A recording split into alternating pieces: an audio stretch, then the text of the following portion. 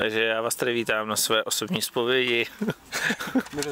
A teď bych rád přivítal moderátora Miloše Procházku. Kde je? Mě doplníš, to je ta otázka. Tu budeš číst, jako? No. David Černý. Tak to je teda trapný. Ještě nic, musíme stihnout trénink. Tak. Já jsem si ty odpovědi taky napsal. 28 minut záznamu. David Černý, spoluzakladatel florbalu Dačice, dlouholetý šéftrenér, trenér mládeže, trenér mužského Ačka, zaznamenal spoustu úspěchů. Mimo jiné taky člen výkonného výboru, ale mimo dačický florbal působil i na krajské úrovni jako hejtman a jako trenér krajských výběrů. Odkud máš jako poměrně dost medailí, takže vynechal jsem něco, máš to docela dost. Já jsem byl rozhodčí taky ještě. Co ti to dalo, víte?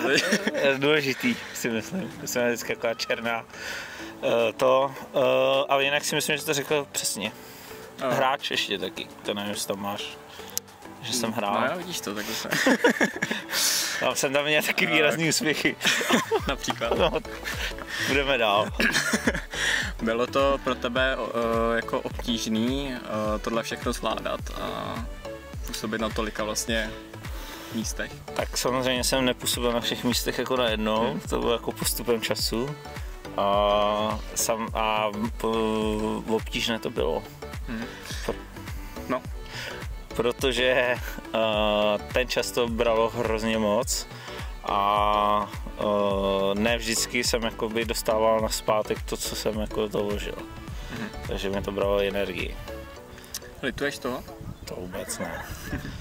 V posledních, nebo jednom z posledních zápasů si oznámil vlastně dačickému Ačku a o asi několik týdnů později i na výkonném výboru, že končíš, že odcházíš. Bylo to pro tebe těžký, tohle rozhodnutí, a co k tomu vlastně vedlo? Proč jsi tak rozhodl?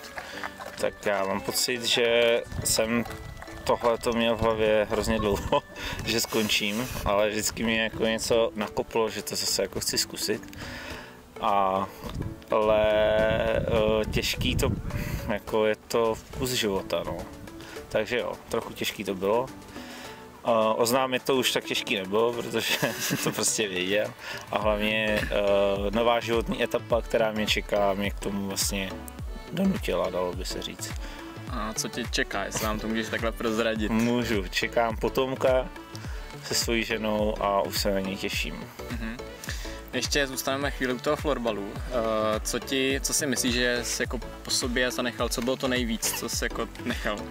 Co se v dačickém florbalu, nebo i v tom krajském, jestli to máš? Tak, no tak tam jsem toho zanechal hodně, tam jsem zanechal nesmazatelnou stopu, ale v tom dačickém taky, ale no tak celkově ten klub považuji za svoje jako dítě, který jsme vybudovali z ničeho a stará známá historka, že jsme chodili prostě po sídlišti a scháněli jsme hráče, aby prostě jsme to mohli dělat, protože ten sport nás hrozně bavil.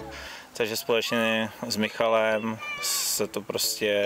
jsme to založili a to jako fakt to, co tady už je, to velký, to už jsme jakoby se do toho tolik nepodepsali, ale ten začátek, položili jsme základy. Takže jako tvůj největší úspěch bereš to, že to vůbec jako mohlo vzniknout a... No, že tak dali jsme tomu hodně času, že? Tak svýho času jsme vedli každý třeba 2-3 kategorie, každý víkend jsme byli v luftě, to znamená, že nebyl čas ani na holky. To nás stejně nikdo nechtěl. Takže my se na to akorát vymlouváme. No, pro mě šla i jako škola trochu bokem, což za to teď jako trochu platím, no. Ale nebudu se vymlouvat na florbal, je to v mým. Tak jsem to chtěl, nelituju toho. Jsi si jist. Jo, jsem rád, že ten klub, kde teď je, to je úplně jako super. Mně se to hrozně líbí, kam to si posunul. Která z těch pozic, kterou jsem tady z začátku se pokusil vyjmenovat, já zapomněl jsem teda na 2 docela základní, tak tě vlastně bavila nejvíc? No, to je teda složité. Bavilo mě hrát florbal a pak mě to bavilo i trénovat, takže asi tak. Samozřejmě výkonný výbor mě to bylo nutné zlo a to, jak jsme ho založili, bylo taky hrozně vtipný. Jsme prostě byli s borcema tak jako na pivku a tak jsme tak seděli a říkáme, jo člověče, jako spousta klubů má výkonný výbor.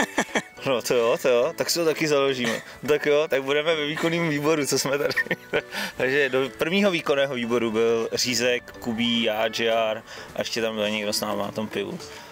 Tomáš Ferdan možná tam byl, takže jako skvělé složení výkonného výboru si myslím. Jak ses cítil, když jsi oznamoval ten tvůj konec?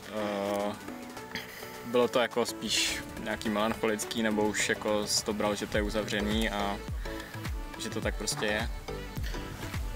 No, já už jsem to možná trošku avizoval i před tou sezónou, že je možný, že to jako skončí.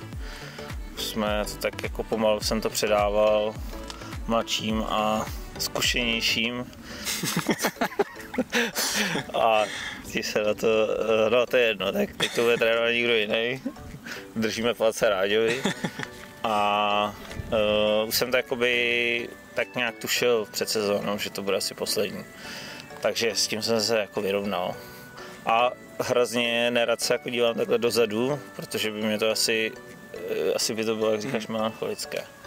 Je nějaká šance, že se ať už jako z pozice hráče nebo z nějakou bafuňářskou pozici jako vrátíš, případně na tu trenérskou? Jo, no tak to nevím. Je to, já vůbec totiž nevím, jako ta nová etapa, co mě čeká, to dítě, jak to bude probíhat. Všichni mě straší, že to skončíme, že celý život prostě je to to nejlepší rozhodnutí, co jsem udělal, mít dítě, ale jako všichni prostě jsou přesvědčení, že už pomalu nevím, asi už se jako strojím do penálu, nebo nevím. Takže to je k tomu, takže nevím, ale samozřejmě rád bych jakýmkoliv způsobem pomohl. Dokonce už i Lukáš Vacuška mi říkal, co by si představoval ode mě. Myslím, že ta představa je teda zajímavá, ale nevím, jestli mu vyjde teda. A rád bych třeba formou nějakých kempů nebo něco takového, co jsme se už domluvali na tyhle prázdniny, ale nevyšlo to kvůli dítěti, tak bych to třeba touhle formou třeba pomáhal. Budeš svého potomka vést k florbalu a ke kultuře kolem florbalu? Nevím. Ne, já si myslím, že budu ho vést všeobecně ke sportu i ke kultuře a nejenom kultuře florbalu. Mám pocit, že možná budu hrát třeba florbal i tady jako na amatérský úrovni v Brně a třeba jedno jako toho potomka budu brát sebou, takže to uvidí, tak nevím, jestli to bude chtít hrát taky. To se musíme zeptat pak jí. Dobře, Davide, já ti děkuju. Myslím, že za celý klub můžu říct, že ti děkujeme za to, že jsi to teda vlastně založil všechno a umožnil nám a dalším, kteří přijdou po nás, užívat ty samé zážitky, kterými jsme třeba i prošli my, budovat zase něco dalšího. A přejeme ti za klub hodně štěstí do tvé další etapy. Děkuju. Ty jsi ještě jako v klubu? Papka.